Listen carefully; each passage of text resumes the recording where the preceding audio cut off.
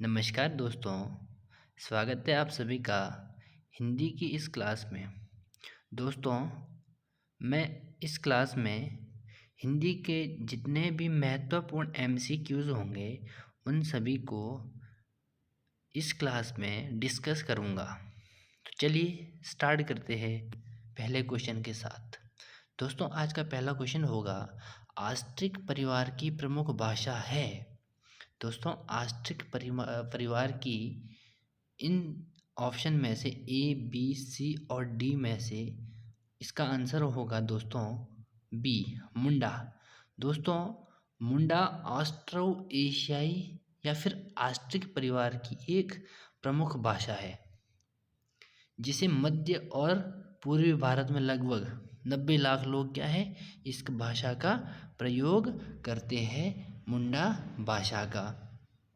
दोस्तों, जो ये भाषा है, ये झारखंड राज्य की एक प्रमुख आदिवासी जनजाति भी है। जो ये मुंडा है, मुंडा क्या है दोस्तों, जो झारखंड में एक आदिवासी जनजाति भी है मुंडा नाम से। अब दोस्तों, नेक्स्ट क्वेश्चन होगा, दिए गए विकल्पों में से द्रविड़ परिवार की भाषा कौन सी है। पहला है कन्नड़, असमिया, उड़िया और बंगला। दोस्तों, इसका जो राइट आंसर होगा वो होगा कन्नड़। जो दोस्तों, जो कन्नड़ है हमारा, इसका राइट आंसर होगा। और कन्नड़ क्या है, द्रविड़ परिवार की भाषा है। इसके अतिरिक्त जो द्रविड़ परिवार की भाषाएं हैं वो है हमारा तमिल,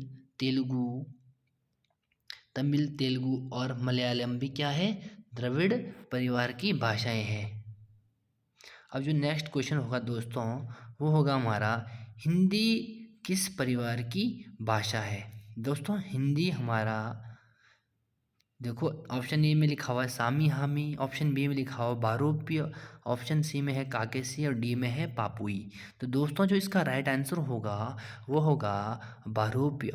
दोस्तों, जो हिंदी है वो बारोपीय परिवार की भाषा है।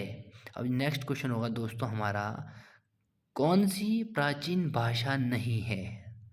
पहला ऑप्शन है अपभ्रंश, सेकंड है पंजाबी, थर्ड है प्राकृत और फोर्थ है हमारा संस्कृत। दोस्तों, जो हमारी जिसका आंसर होगा हमारा, ये होगा हमारा पंजाबी। पंजाबी प्राचीन भाषा नहीं है, जबकि क्या संस्कृत हो गया, प्राकृत हो गया, अपभ्रंश हो गया, क्या है, ये प्राचीन भाषाएं हैं।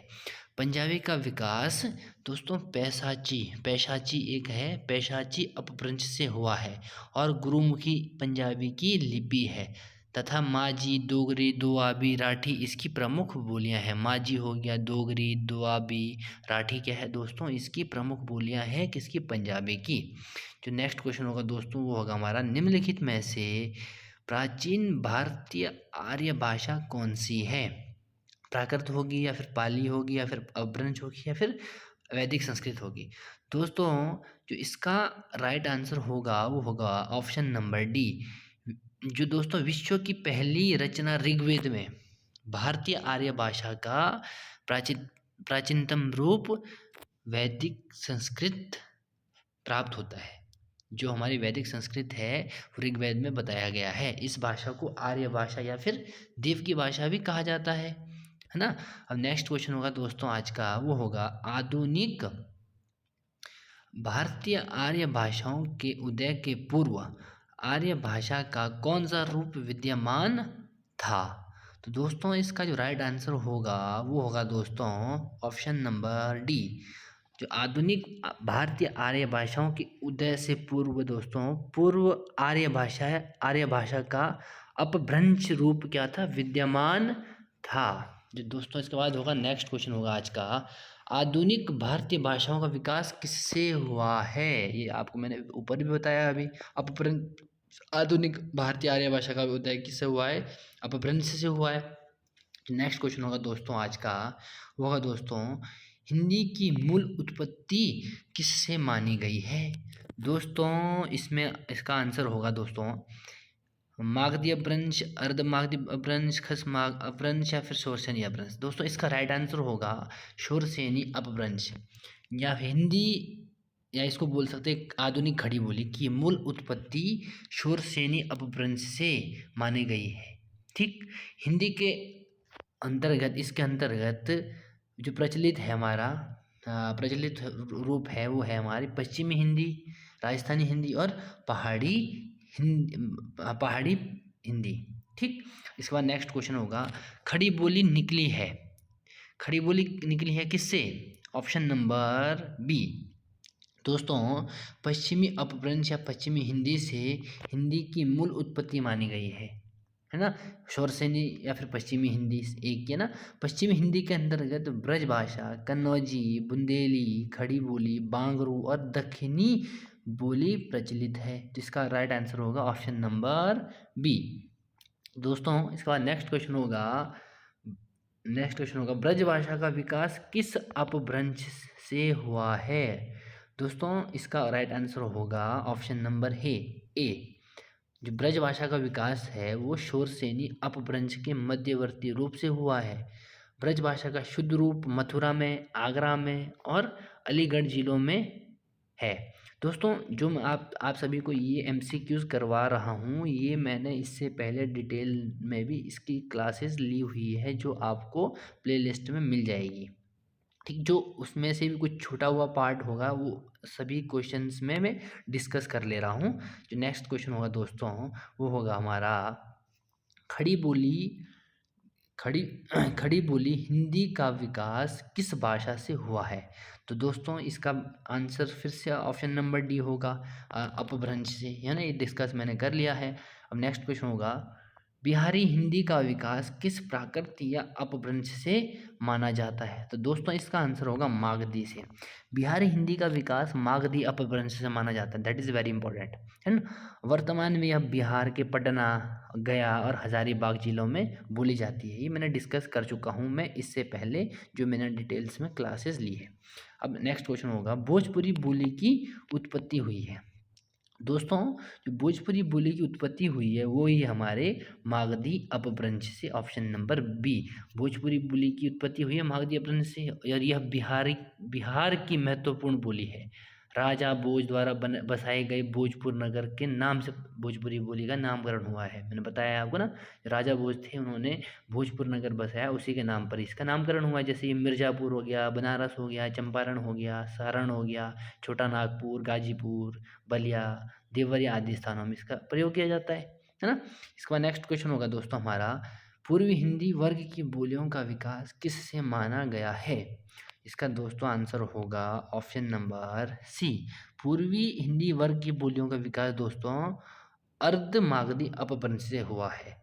अब पूर्वी हिंदी बोलियों में क्या अवधी हो गया, बघेली हो गया, छत्तीसगढ़ी आती है ना। इसके बाद देखते हैं नेक्स्ट क्वेश्चन देखते हैं दोस्तों। इसका होगा, हिंदी का मानक रूप किस भाषा से विकसित हुआ है? दोस्तों, ये हुआ है ऑप्शन नंबर ए से, खड़ी बोली से। हिंदी का मानक रूप खड़ी बोली से विकसित हुआ है ना। खड़ी बोली पश्चिम हिंदी में शामिल है और पश्चिमी हिंदी में शामिल अन्य भाषाएं हैं ब्रज भाषा, कन्नौजी, बुंदेली, बांगरू, राजस्थानी। पश्चिमी हिंदी का विकास शौरसेनी अपभ्रंश से हुआ है, ये मैंने आपको बता चुका हूँ, है ना। इसके बाद देखते हैं नेक्स्ट क्वेश्चन, रांगड़ी बोली का प्रयोग होता है ना। रांगड़ी बोली का प्रयोग कहाँ होता है या फिर कहाँ बोली जाती है? इसका प्रयोग होता है दोस्तों ऑप्शन नंबर डी में। रांगड़ी हो गया या फिर बांगरू हो गया, क्या है, सब हरियाणा राज्य की बोलियां हैं, रांगड़ी और बांगरू या फिर बांगरी बोलते हैं उसे ना। इसके बाद देखते हैं आगे, सूरदास ने किस भाषा में सुरसागर की रचना की है? तो दोस्तों, ये करी है हमारी ब्रज भाषा में। सूरदास ने ब्रज भाषा में सुरसागर की रचना की। आचार्य रामचंद्र शुक्ल सुरसागर को ब्रज भाषा की पहली रचना मानते हैं, इसको भी ध्यान देना। आचार्य रामचंद्र शुक्ल जी सुरसागर को ब्रज भाषा की पहली रचना मानते हैं। कौन? शुक्ल जी।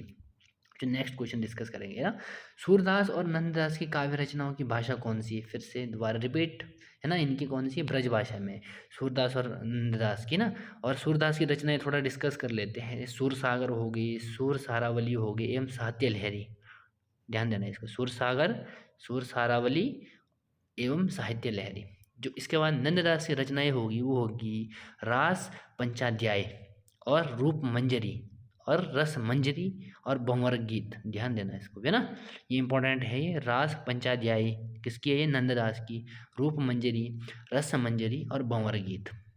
नेक्स्ट क्वेश्चन होगा दोस्तों इसके बाद, वो होगा मथुरा आगरा, धौलपुर, ग्वालियर आदि क्षेत्र में निम्नलिखित में से कौन सी बोली बोली जाती है? ये होगा दोस्तों ऑप्शन नंबर ए, है ना, ब्रजभाषा। ये मैं आपको डिस्कस कर चुका हूँ। इनमें जैसे इसके प्रमुख कवि हमारे सूरदास हो गए, रहीम हो गए, रसखान हो गए, केशव हो गए, बिहारी। ये क्या है? सब ब्रजभाषा के कवि है। इसका क्षेत्र कौन सा है? मथुरा, आगरा, धौलपुर, ग्वालियर है। नेक्स्ट क्वेश्चन डिस्कस करते हैं, जो अंतिम क्वेश्चन होगा आज के इस लेक्चर का। इसमें देखते हैं, इनमें से कौन सी बोली मध्य प्रदेश की प्रमुख बोलियों में से नहीं है? दोस्तों इसका आंसर होगा ऑप्शन नंबर डी, बांगरू कहाँ है? हरियाणा की है दोस्तों, मैंने डिस्कस किया था इससे पहले, है ना। क्या बांगरू कहाँ है? पश्चिमी हिंदी है जो हरियाणा में बोली जाती है। बाकी सब कहाँ बोली जाती है दोस्तों? मध्य प्रदेश में बोली जाती है। दोस्तों इसी के साथ में आज का लेक्चर यहीं पर समाप्त करता हूँ। धन्यवाद।